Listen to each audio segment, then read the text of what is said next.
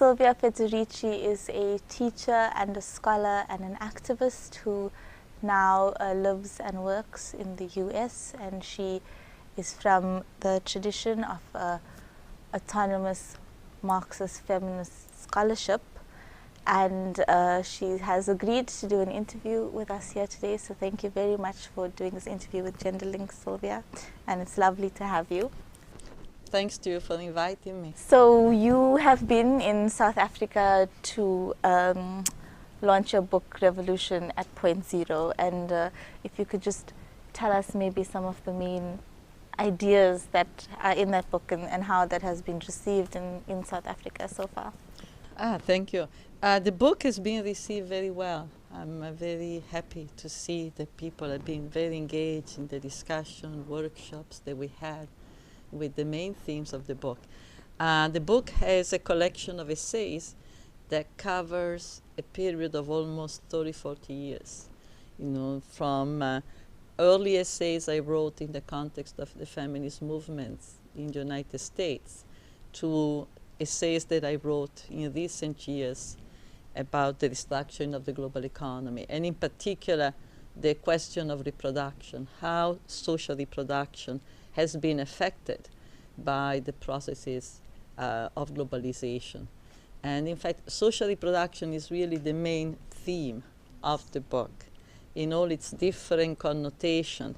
I centered on this question in my political work as well as in my writing, because there's a very profound connection between the situation of women across the world and their social position, and the fact that in our society, in every country, social reproduction, and particularly those aspects of social reproduction that are connected with what traditionally has been called women's labor, domestic work, housework, you know, have been generally devalued. So I've been very interested, together with other women, understanding the roots of this devaluation. Why in this society the work, the activities that are most important for the reproduction of life, and are also most important for the reproduction of the workforce, are in fact very often not seen as work. They are not remunerated, and in fact if a woman is engaged in this activity in a full-time way, you know, she ends up being dependent on the man, and she often ends up being seen as someone who is not working.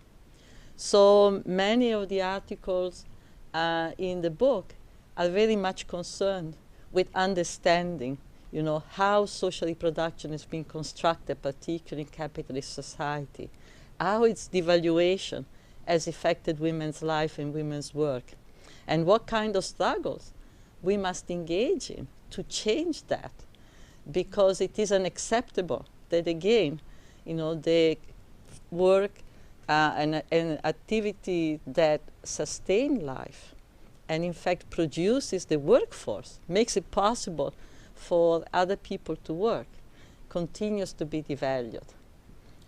Well, one of those struggles and those movements was wages for housework, and you were a key figure in starting that movement. How did that come about, and what were you guys saying? Yes, I was one of the key figures, not one. Yeah, the Wages for Housework campaign, it was an international campaign that began in the early 70s, launched by a number of women coming from different countries. At the beginning it was Italy, England, the United States, and later it expanded to Germany, Switzerland, France. In different countries we had groups. Also there were different branches of Wages for Household in the United States. And it originated precisely from the analysis that I was beginning to sketch out, an analysis that basically connected the devaluation of women's position in society with the devaluation of social reproduction. And in a sense, saw the campaign as a way, a vehicle, both to revalorize housework, both to gain some remuneration for this work and counter the whole trend which has been to make it invisible as work. And at the same time also, to basically challenge a whole capitalist organization of work, a whole division of labor that has really concentrated on wage work, production for the market as the only type of work and activity that produces social wealth. And so for us, the campaign had both an economic dimension to give people who are involved in this work, not just women. In fact, the struggle was wages for housework, not wages for women, not wages for housewife. In fact, we thought that the fact that this work was not remunerated was very much responsible for naturalizing it, for making it appear as something that pertained to women's psychology, femininity, that the moment in which this work would be waged, it would be desexualized.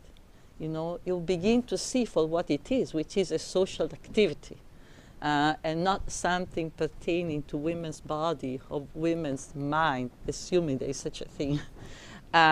So for us, again, it had both an economic dimension in terms of being able to attach some remuneration for people who perform this work and not condemn them to dependence.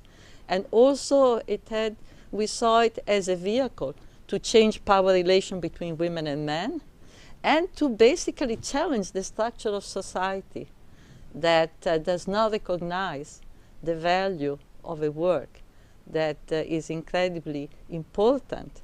And this, I think, I want to underline this point. We saw it also as a first step in transforming the work itself.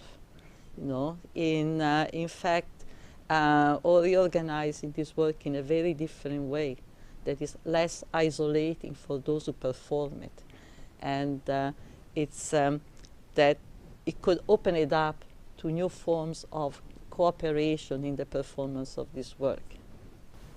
Okay, I think that's really interesting. I think in South Africa there are so many spaces in which that cooperation is already happening and that there is collective work being done, but it still remains women's work in many ways. And one of the things that is often said in South African society is that, it's about culture, and that culture is often used as a disciplining tool and a disciplining mechanism to keep women in that space. Yes. And so, I just wanted to know what you think about that, because there's already these collective forms of work happening, yes.